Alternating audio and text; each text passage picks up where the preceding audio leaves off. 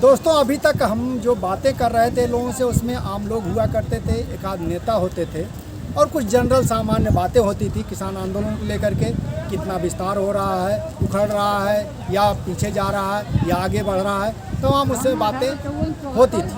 लेकिन आज मैं कुछ स्पेसिफिक बात करना चाहता हूँ और थोड़ा सा गहरी बात भी हो। उस नज़रिए से हम दो सज्जन को अपने साथ ले आए हैं। आप इनसे पहले भी मिल चुके होंगे। AIKSCC के डॉक्टर आशीष मित्तल जी हैं, ये जो है हमारे बीच हैं, और पुरुषोत्तम शर्मा जी हैं, ये जो है कोऑर्डिनेशन कमेटी के सदस्य हैं। ये इन दोनों लोगों से मैं बात करूंगा, चलते हुए बात करता हूं, और कुछ बहुत ही स्पेसिफिक बातें होंगी यहाँ। जो चीज़ें अभी शायद लोगों के बीच नहीं आई हैं, वो जानकारियाँ शायद आज हमको मिलें और इनके ज़रिए आपको मिले। तो पहले डॉक्टर मित्तल से ही बात करते हैं। डॉक्टर साहब, ये जो संसद में कृषि मंत्री ने कहा कि कानून में काला क्या है, उसके बारे में बताइए। दरअसल कृषि मंत्री से तो सारी बातें स्पष्ट रूप से कही गई, लेकिन किसी वजह से वो ढंग से जो है ना मीडिया में आया, ना ही उस पर जोर दिया गया। असल बात है कि ज़मीन जाने का खतरा बना हुआ है, और ज़मीन जो है वो बहुत बड़ा सवाल है किसानों के लिए। आज जहाँ आंदोलन खड़े हो रहे हैं वहाँ पर लोगों को डर लग गया है कि ज़मीन चली जाएगी। जो ठेका खेती कानून है उसमें लिखा है धारा 15 में कि जो कंपनी ठेके पे किसान से खेती कराएगी वो उसकी ज़मीन नहीं ले सकती। ये सही बात है, लेकिन उसी कानून में लिखा है धारा 9 में कि किसान को जो लागत खरीदनी होगी कंपनी से, उस लागत का पैसा वो जुटाएगा तो वो अपनी ज़मीन गिरवी रखेगा और कर्जदाता संस्थाओं और बैंकों से पैसा लेगा। इसका मतलब वो एक अलग संधि करेगा कर्जदाता संस्थाओं से, तो ज़मीन तो चली जाएगी अगर कर्जा वापस नहीं करेगा, इसमें तो कोई संदेह नहीं है। दूसरा, उसी कानून में धारा 14(2) में लिखा है कि अगर वो कंपनी से उधार लेगा तो उस कंपनी से लिए गए उधार को अगर वापस नहीं करता है तो वो वसूली करी जाएगी उसकी ज़मीन के बकाये के रूप में। इसका मतलब ज़मीन नीलाम करके की जाएगी। ये 14(7) में लिखा हुआ है।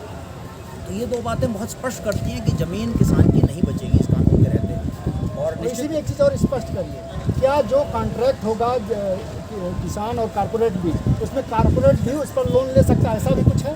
ऐसा उसमें है कि कॉर्पोरेट ज़मीन के ऊपर गिरवी रख के लोन नहीं ले सकता है, वो हेरा फेरी की बात है। पर मेन क्वेश्चन है कि किसान को अपनी ज़मीन गिरवी रखनी ही पड़ेगी, क्योंकि लागत महंगी होगी ठेके की, और लागत का खर्चा किसान आमतौर पर नहीं निकाल पा रहा है, तो ठेके की लागत कैसे निकालेगा, ये एक सवाल है। दूसरा बहुत बड़ा सवाल है जो ठेका कानून में भी है और मंडी कानून में भी है, कि जो इसमें रेट तय होंगे वो रेट जो है वो ऑनलाइन व्यापार के आधार पर तय होंगे। ऑनलाइन व्यापार का मतलब है कि अगर पंजाब में भले सरकार कह दे कि MSP 1886 रुपये कुंटल है, लेकिन अगर दूसरे जगहों पर 1000 रुपये कुंटल धान बिक रहा है या 900 रुपये 800 रुपये बिक रहा है, तो ऑनलाइन के हिसाब से वो कंपनी जब कानूनी रूप से लग जाएगी वहाँ पर, उसको अधिकार होगा अपनी मंडी लगाने का, तो वो अपनी मंडी में कहेगी हमारी मंडी में रेट इतना ही है, 800 रुपये 900 रुपये 1000 रुपये कुंटल। मंडी कानून में ये लिखा है साफ तौर पर कि मंडी जो बनाई जाएंगी निजी कंपनियों द्वारा, वो अपने व्यापार के नियम खुद तय करेंगे। और धारा 9 में लिखा है कि व्यापार के नियम के आधार पर ही विवादों का निपटारा होगा। तो चाहे आप विवाद SDM के यहाँ लगाइए, चाहे हिंदुस्तान के कोर्टों में लगाइए। ये जो निजी मंडियाँ हैं, ये निजी कॉरपोरेट घरानों के स्टैंडिंग ऑर्डर की तरह, अगर कोई विवाद फंसता है खरीदार और किसान के बीच में, तो उस विवाद का निपटारा उनके निजी नियमों के आधार पर होना है। जाहिर बात है उन निजी नियमों के आधार पर कैसे जो है MSP का या कोई और अच्छा रेट का गारंटी हो सकती है, जिसकी रेट उसमें खुद तय करना है। इसी के साथ साथ उसमें ये भी लिखा है कि पेमेंट जो है वो 3 दिन बाद देने का अधिकार है। और इसमें ये भी है कि गवर्नमेंट ऐसा प्रावधान कर सकती है कि जिसने मंडी में फसल खरीदी है वो फसल का जो रेट है, वो फसल का भुगतान है खरीदी फसल का, वो तब करे जब वो आगे फसल बेच ले, और आगे फसल बेचने के बाद उसको पेमेंट हो जाए। यानी इसमें ये भी प्रावधान है कि पेमेंट का विलम्ब और ज़्यादा किया जा सकता है। ये सारे प्रावधान इस कानून के अंतर्गत हैं। और अभी तक तो निजी व्यापार होता ही है, लेकिन अभी कोई कानूनी अधिकार किसी बड़ी कंपनी को निजी व्यापार करने का नहीं है। ये मंडी एक्ट जो है उसको देता है। ये जाहिर बात है सारे किसान इससे प्रभावित होंगे। उनको उधारी में फसल बेचनी होगी, उनको डिलेड पेमेंट होगा, उनको कम रेट मिलेगा, उनकी ज़मीनें गिरवी रखनी पड़ेंगी कर्जदाता संस्थाओं को, उसके आधार पर उनको जो है ज़मीनें जाने का बहुत बड़ा खतरा बना रहेगा। तो ये जो प्रचार है कि हम अच्छा रेट दिलाने के लिए वैकल्पिक मंडी बना रहे हैं, ज़मीन किसान की नहीं जाएगी, एकदम झूठी बात है। इसको बहुत साफ तौर पर किसानों को समझना है और समझ रहे हैं, धीरे धीरे ये जागृति जा रही है कि इतना बड़ा आंदोलन क्यों खड़ा हो रहा है। कंपनियां अगर आ जाती हैं और कंपनियां खेती के अंदर कुछ ज़मीन को लेकर धंधा करती हैं तो होता ही है कि कंपनी के खिलाफ केस वेस लड़के किसान आज तक भी नहीं जीत पाया है। जब ये कानून बन जाएगा तब तो बिल्कुल ही असंभव होगा जीतना। ये गन्ना किसानों को भी किसी तरीके से प्रभावित कर रही हो? बहुत बड़े पैमाने पर गन्ना किसानों को खतरा बना हुआ है, क्योंकि गन्ने किसानों की जो सबसे बड़ी सुरक्षा है वो है गन्ना कोऑपरेटिव सोसाइटी। गन्ना सहकारी समितियां गन्ना किसानों को पर्चियां देती हैं। ये पर्ची जो है गन्ने की पैदावार और पिछले सालों में बेचे गए गन्ने के आधार पर दी जाती हैं। इस पर्ची के आधार पर गन्ना मिलों में, निजी मिलों में डाल दिया जाता है, सरकारी मिलों में डाल दिया जाता है और इन पर्ची के आधार पर ही उसका पेमेंट जो है बाद में वो ले पाता है। आजकल ऑलरेडी पेमेंट का भुगतान सालों साल जो है रुका हुआ है, ये एक सवाल खड़ा हुआ है। लेकिन अभी जो कानून में लिखा है कि जो निजी मंडियां बनेंगी उन निजी मंडियों को बनाने की जिम्मेदारी फार्मर प्रोड्यूसर ऑर्गेनाइजेशंस की होगी और सहकारी समितियां की होगी। अगर कृषि सहकारी समितियां जो किसानों की रक्षा के लिए बनी हुई हैं, जो किसानों के लिए गारंटी करती हैं, उसके अंदर कुछ गड़बड़ियाँ भी हैं, अनियमितता हैं, लेकिन कम से कम किसानों को पर्ची मिल के एक आधार कार्ड मिल जाता है कि हमने ये गन्ना गिराया है, तो वो पर्ची का सिस्टम खत्म हो जाएगा।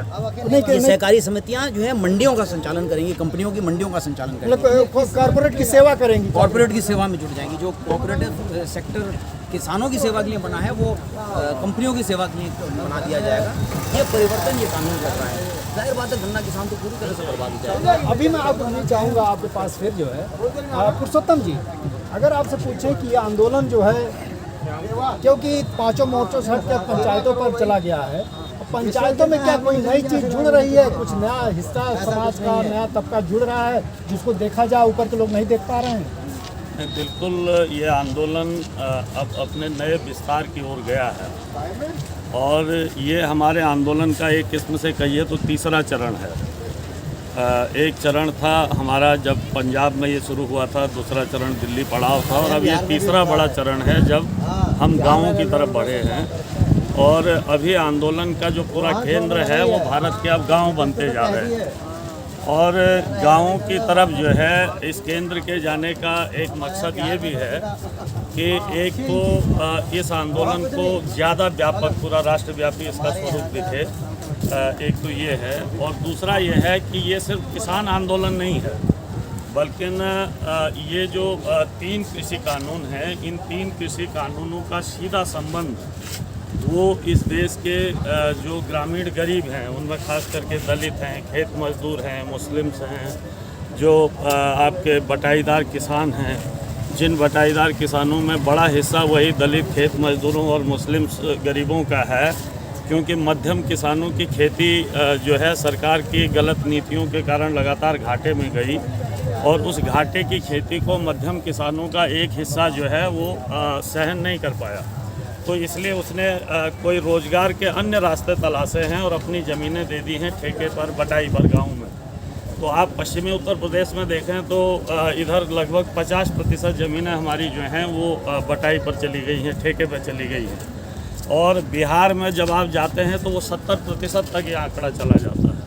तो ये एक बड़ा हिस्सा है हमारे समाज का जो आज प्रत्यक्ष रूप से खेती से लगा है, लेकिन उसको आज तक किसान का दर्जा नहीं मिला।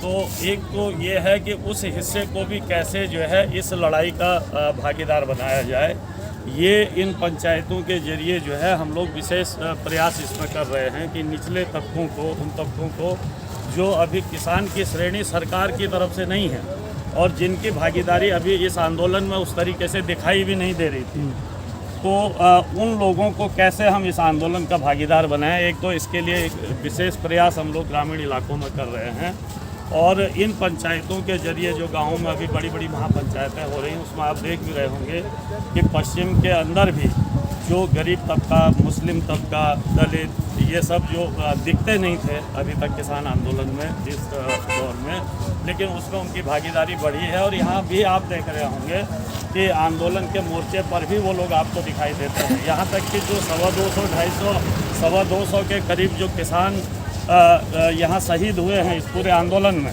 अगर आप देखेंगे तो पंजाब में जो मजदूर मुक्ति मोर्चा की नेता एक जो है इसमें शहीद हुई है।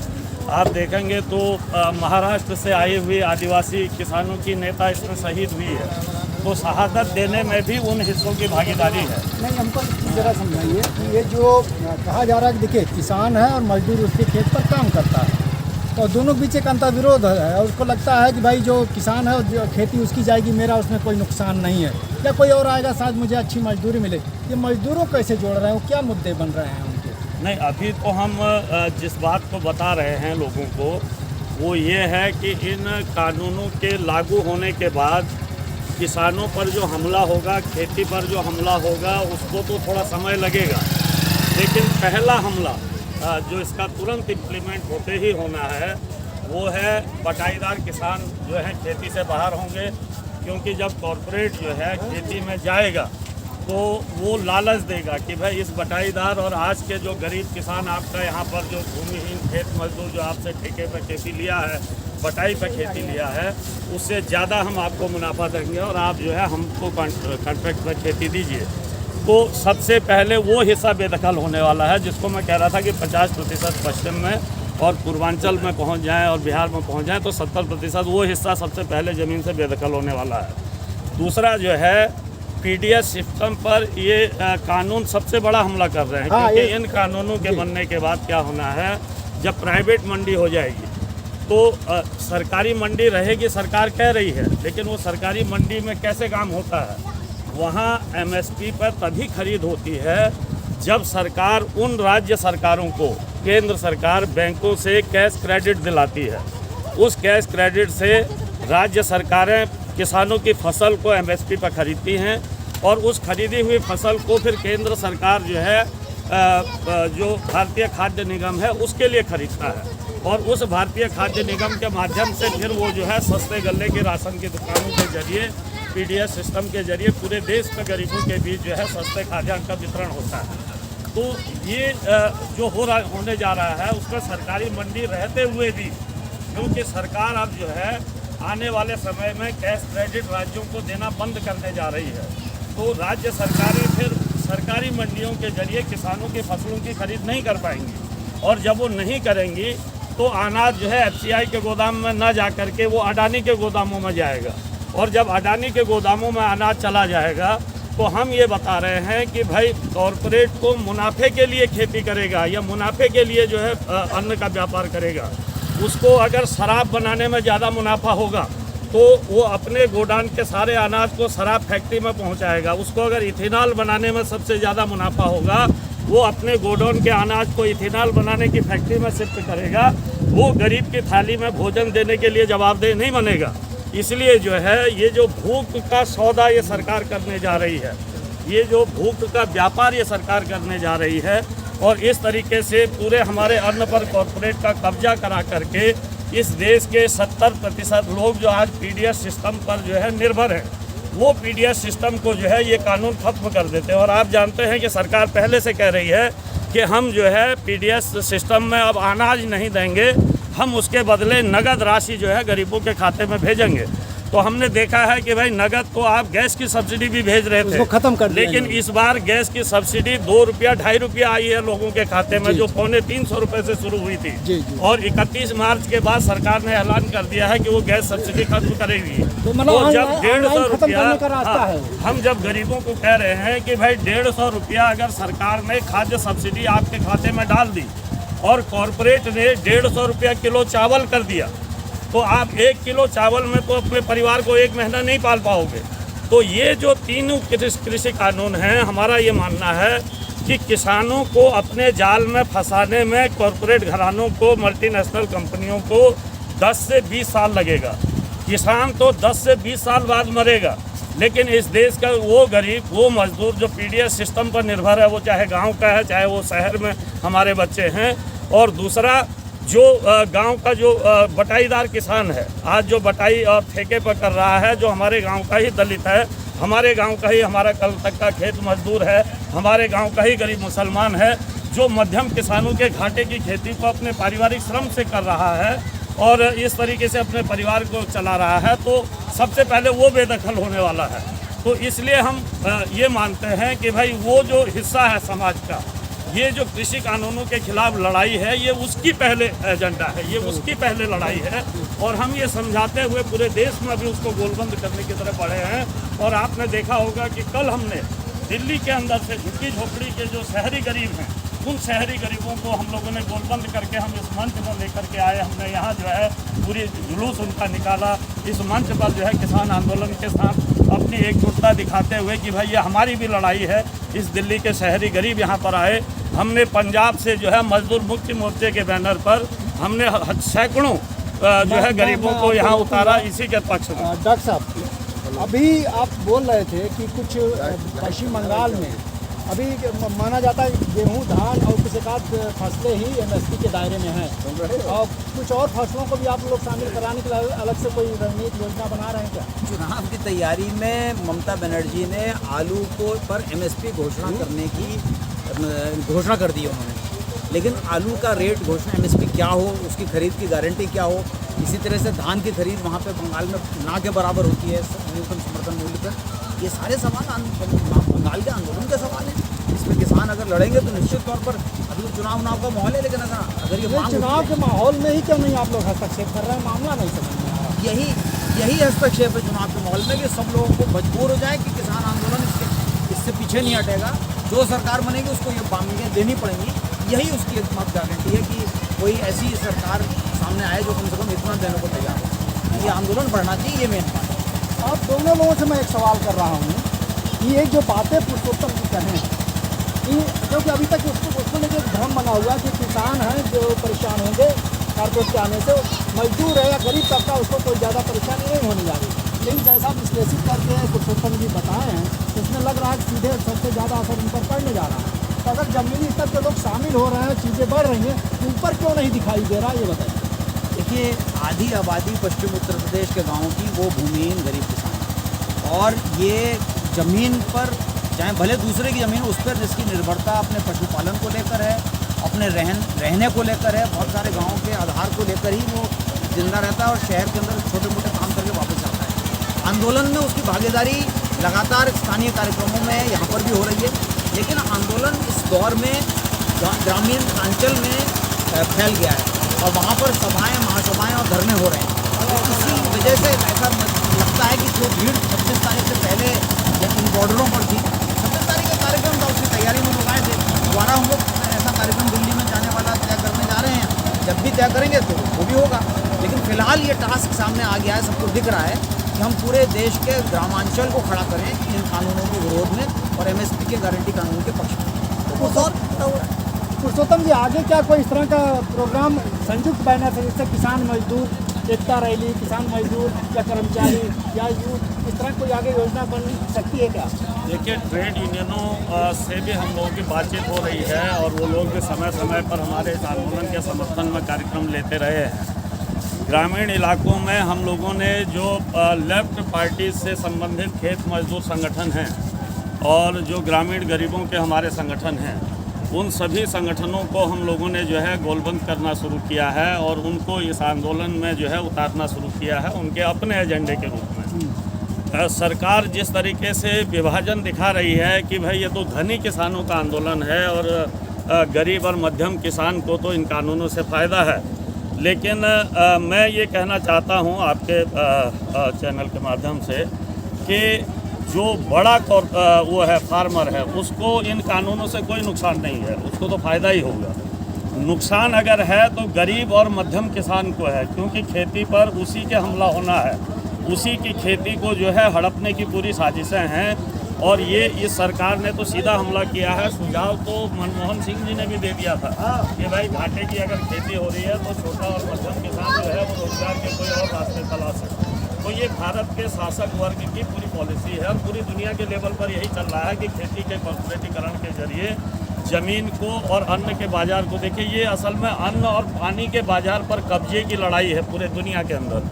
गरीबों के हाथ में ये संसाधन रहेंगे या ये बड़ी कॉरपोरेट और मल्टीनेशनल कंपनियों के हाथ में चले जाएंगे। तो जिस अमेरिकी पैटर्न पर भारत की खेती को ले जाने की कोशिश है वो अमेरिकी पैटर्न जो है भारत के अंदर गरीबों के हाथ से ज़मीन और इन संसाधनों को छीन करके, वो चाहे गरीब किसान हो, मध्यम किसान हो, चाहे आदिवासी हो, इन लोगों के हाथ से संसाधनों को छीन के कॉर्पोरेट और मल्टीनेशनल कंपनियों के हाथ में देना चाहते हैं। और अगर आप देखें तो ये जो वो है इस दौर में जो मंदियाँ आई हैं, उन मंदियों में कॉरपोरेट और मल्टीनेशनल कंपनी ने दुनिया के लेवल पर ये सीखा है कि भाई जब तक इस पृथ्वी पर मनुष्य जिंदा है तब तक अन्न और पानी का बाजार जो है कभी कम नहीं होगा, कभी खत्म नहीं होगा।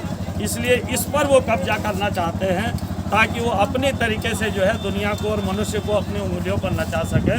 तो ये इसके खिलाफ हम लोगों की लड़ाई है और इसलिए निचले स्तरों पर हम लोग और राष्ट्रीय स्तर पर भी ये आने वाले समय में दिखेगा। जैसा मैंने कहा, ये तीसरा चरण है आंदोलन का। आने वाला चौथा चरण जो है वो व्यापक मास मूवमेंट के रूप में आपको खड़ा होता हुआ पूरा राष्ट्रव्यापी दिखेगा, जो 3 कानूनों की वापसी, नहीं तो सरकार इस्तीफा दे की तरफ बढ़ेगी। आप दोनों का बहुत बहुत शुक्रिया। आप देखें, मित्तल साहब ने कहा कि जो भ्रम फैलाया जा रहा है खेती की ज़मीन नहीं जाएगी, तो जो कानून है उसमें स्पेसिफिक तरीके से डॉक्टर मित्तल ने बताया कैसे जो खेती की ज़मीन कॉर्पोरेट के हाथ चली जाएगी और एक दिन किसान सड़क पर होगा, या तो अपने खेत में मजदूर होगा तो शहरी किसी जो है इंडस्ट्री में काम करने के लिए मजदूरी करेगा। तो लिहाजा इस तरह का कोई भ्रम नहीं पालना चाहिए और सरकार के झांसे में नहीं आना चाहिए। दूसरी बात इन्होंने कही कि जो अब तक सहकारी समितियां थी जो किसानों और मजदूरों के लिए, ग्रामीणों के लिए, गांव के लोगों के लिए हुआ करती थी, अब उनको कॉर्पोरेट की सेवा में लगा दिया गया है। उनके लिए निजी मंडियां वो खड़ी करेगी। तो आप देख सकते हैं कितना बड़ा जो है धोखा किसानों के साथ और उनकी कॉर्पोरेट जो बॉडीज उनकी जो समितियां हैं उनके साथ किया जा रहा है, कोऑपरेटिव जो सोसाइटीज़ हैं। और तीसरी बात जो पुरुषोत्तम जी ने कही, स्पेसिफिक तरीके से इन्होंने बताया कि जो निचला तबका, चाहे वो मजदूर हो और चाहे जो मध्यम किसान, मध्यम या अति जो पिछड़ा किसान कह सकते हैं, ये छोटी खेती वाला किसान या जो बटाई पर लिया हुआ किसान है, ज़मीन को लिया, उसका सबसे ज़्यादा नुकसान होने जा रहा है। तो सबसे पहले वो इस लड़ाई में अब शामिल होगा, क्योंकि तत्काल सबसे बड़ा नुकसान उसी का होगा। तो आप कह सकते हैं कि सिर्फ जो है बड़े किसानों का आंदोलन नहीं है, सबसे पहला हमला जिसके ऊपर होगा वो सबसे पहले प्रतिरोध के लिए आगे खड़ा होगा। और इस लिहाज से कहा जाए तो मोर्चे पर मजदूर और वो गरीब तबके आने शुरू हो गए हैं। पीडीएस के तौर पे जब उनके सामने भोजन का संकट खड़ा हो जाएगा तो शायद लड़ाई में सबसे आगे खड़ा हो जाए। तो वो दिन आए उससे पहले ही सरकार को जरूर सोचना चाहिए कि पूरा आंदोलन एक जन आंदोलन का शेप ले और इस देश के अंदर एक और जेपी क्रांति खड़ी हो, उससे पहले सरकार चेत जाए। लेकिन देखना पड़े क्या वो चेतती है या अभी भी उसी तरह से सोई रहती है। गाजीपुर बॉर्डर से जनचौक के लिए मैं महेंद्र मिश्र।